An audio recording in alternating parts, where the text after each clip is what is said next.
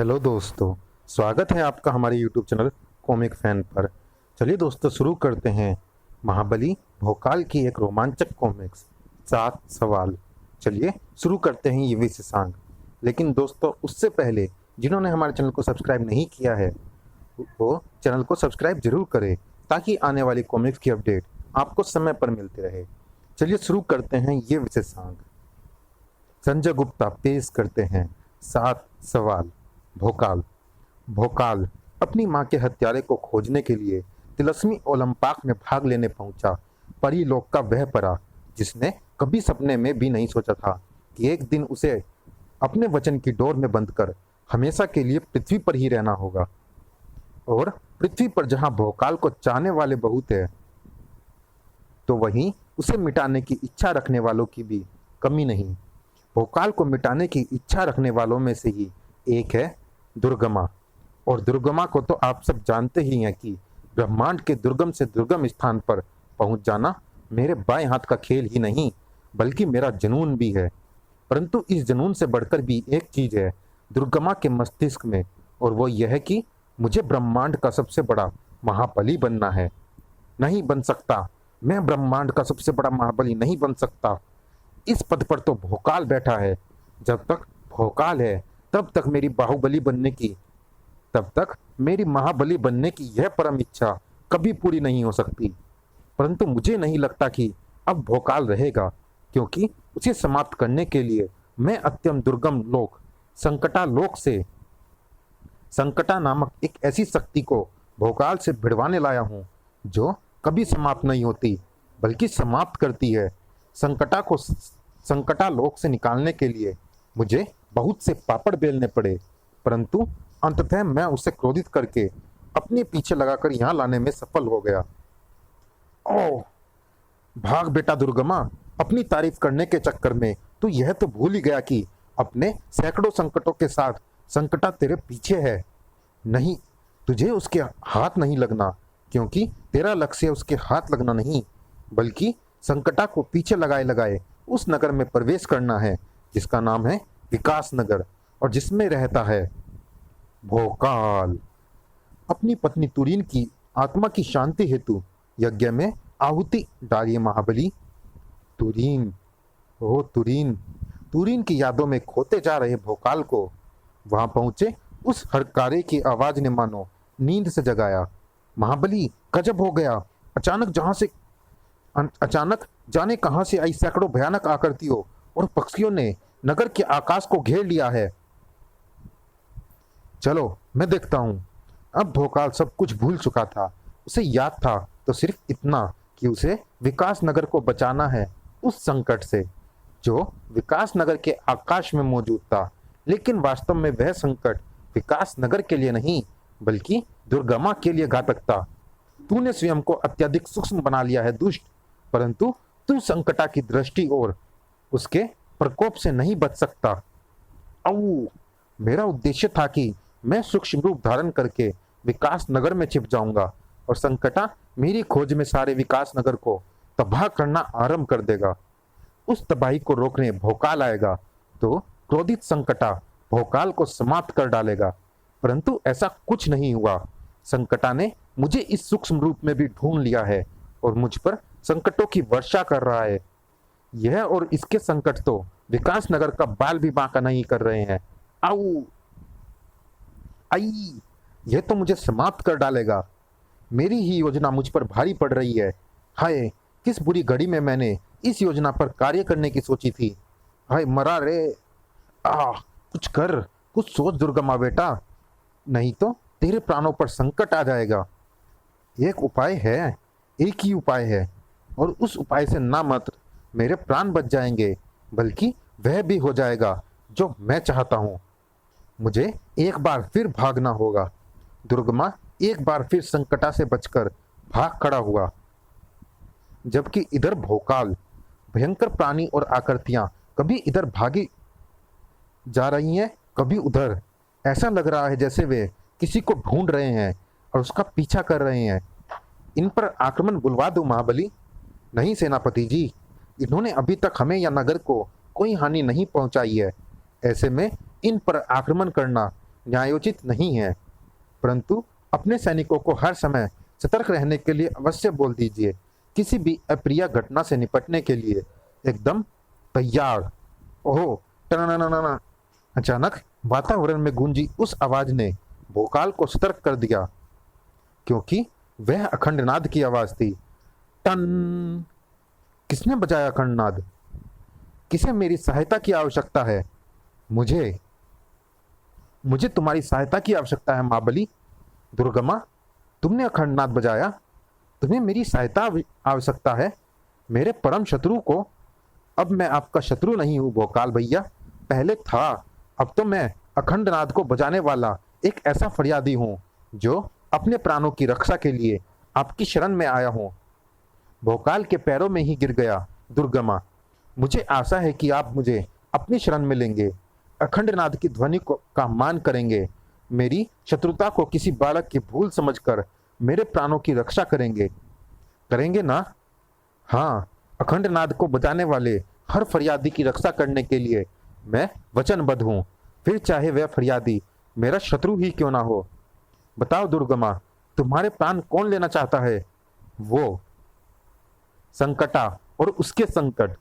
ओहो, समाप्त कर दो इसे, रुक जाओ, कोई इसकी तरफ नहीं बढ़ेगा, अब यह मेरी शरण में है, यह उसे बचाना चाहता है, इसे भी इसके साथ मृत्यु की शरण में पहुंचा दो।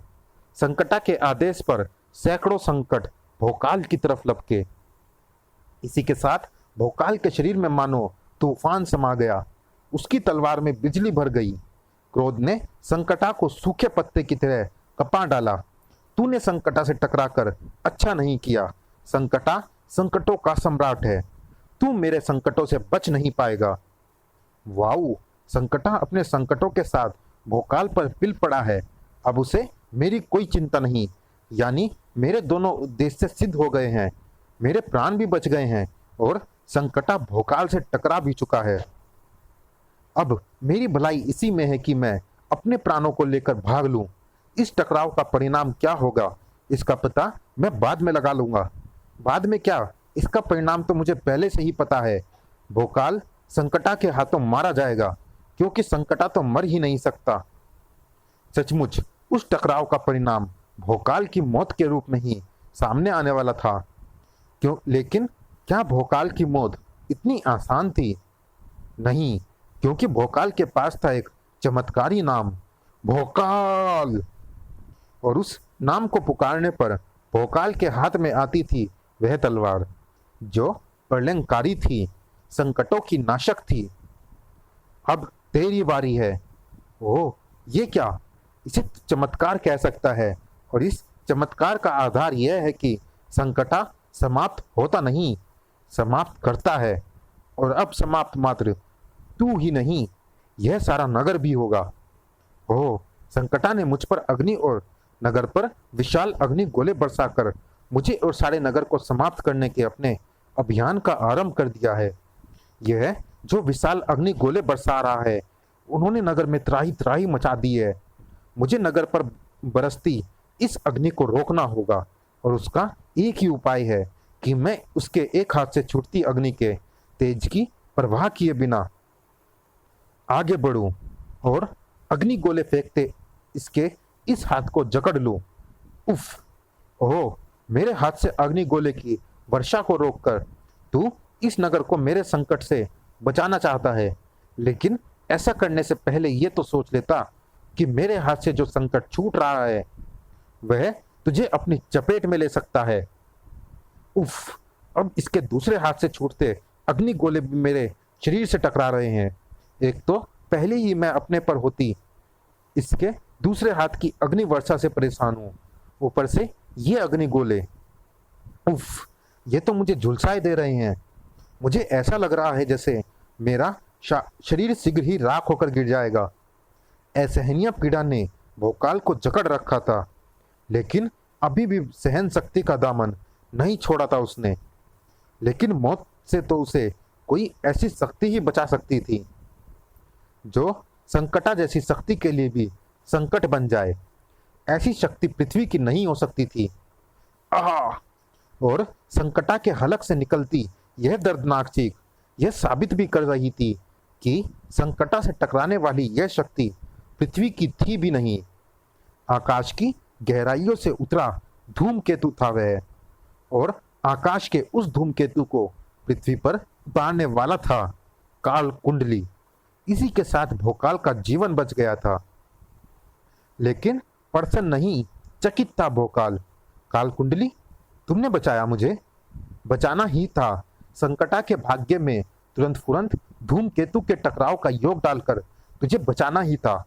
अगर मैं ऐसा नहीं करता तो संकटा तुझे मार डालता, और तेरे मरने के साथ ही मैं भी मर जाता, क्योंकि यमराज ने मेरी मृत्यु के योग को भी तेरी ही मृत्यु से जोड़ रखा है। और चूंकि इस योग को स्वयं मृत्यु के देवता ने जोड़ा है, इसीलिए मैं काल कुंडली, किसी के भी योग को चुटकियों में बदल देने वाला, ग्रह नक्षत्र और सितारों को अपनी उंगलियों पर नचाने वाला, लाख चाकर भी अपने भाग्य से जुड़ी तेरी मृत्यु को नहीं काट सकता। इसलिए मुझे तुझे बचाने आना पड़ा, और इसीलिए मैं तुझे बचाने आता रहूंगा। ओहो! धूमकेतु के वाहर के प्रहार से उभरकर संकटा एक बार फिर मुझ पर आक्रमण कर रहा है। एक बार फिर मुझे उसे समाप्त करने के लिए उससे भिड़ना होगा। नहीं, उसे समाप्त करने के लिए उससे भिड़ना मूर्खता होगी। उसे समाप्त करने का दूसरा ही रास्ता है। मुझे बताओ वह रास्ता। मुझे संकटा को हर हाल में समाप्त करना है। अगर ऐसा नहीं हुआ तो मैं स्वयं समाप्त हो जाऊंगा। क्यों? अपने साथ साथ मेरे प्राणों का भी शत्रु बना हुआ है। संकटा से भिड़ने का विचार छोड़ और चल मेरे साथ। अगर मैं तुम्हारे साथ गया तो पीछे विकास नगर का क्या होगा? संकटा और उसके संकट तो विकास नगर को तबाह कर डालेंगे। नहीं, विकास नगर को इस तरह तबाही के कगार पर खड़ा छोड़कर मैं कहीं नहीं जा सकता। पागल मत बन भोकाल, तुझे यहाँ से चलना ही होगा। और रही बात विकास नगर की तबाही की, उसे कुछ नहीं होगा। मैंने संकटा के भाग्य में बाधा योग डाल दिया है। मेरे इस योग के कारण तरह तरह की बाधाएं संकटा के कार्य में बाधा डालेंगी। वो देख, संकटा के भाग्य में मेरे द्वारा लिखी बाधाएं उसके सामने आनी आरंभ भी हो गई है। जैसे ही वह एक बाधा से निपटेगा, वैसे ही उसके सामने दूसरी बाधा खड़ी हो जाएगी। लेकिन वह शीघ्र ही मेरी बाधा योग से बाहर निकल आएगा। समय बहुत कम है, और इस कम समय में तुझे संकटा की मृत्यु को लेकर आना होगा। संकटा की मृत्यु? हाँ, संकटा ने महामृत्यु देव को प्रसन्न कर उनसे एक अद्भुत वरदान पाया है, जिसके अनुसार वह ब्रह्मांड की किसी भी शक्ति, किसी भी स्त्री, पुरुष, पशु, प्राणी के हाथों नहीं मरेगा। तो फिर मैं संकटा की मृत्यु को कहां से लाऊंगा? इतना उतावला न बन, सब्र से सब कुछ सुनता रहे। महामृत्यु देव ने संकटा को उसका इच्छित वरदान तो दे दिया, लेकिन साथ ही एक ऐसी दशा भी रखी जिसके रहते अगर संकटा अपने वरदान के बल पर ब्रह्मांड के लिए संकट बन जाए तो उसे समाप्त किया जा सके। और इसके लिए उन्होंने संकटा की ही इच्छा से उसकी मृत्यु का प्रबंध किया। एक ऐसी स्त्री के रूप में जिसका जन्म तो ब्रह्मांड के किसी ग्रह पर हुआ हो, परंतु उसने अपने जीवन का अधिकांश भाग पृथ्वी पर गुजारा हो, और पृथ्वी पर रहने वाले किसी अन्य लोक के व्यक्ति से विवाह करके उसके पुत्र की मां बनी हो, और पुत्र को जन्म देते ही अकाल मृत्यु को प्राप्त हो गई हो। महामृत्यु देव से ऐसी मृत्यु मांगकर संकटा ने बड़ी ही चालाकी भरा काम किया। वह जानता था कि इस तरह उसकी मृत्यु असंभव है, क्योंकि ऐसा किसी स्त्री को मिलना एकदम असंभव है।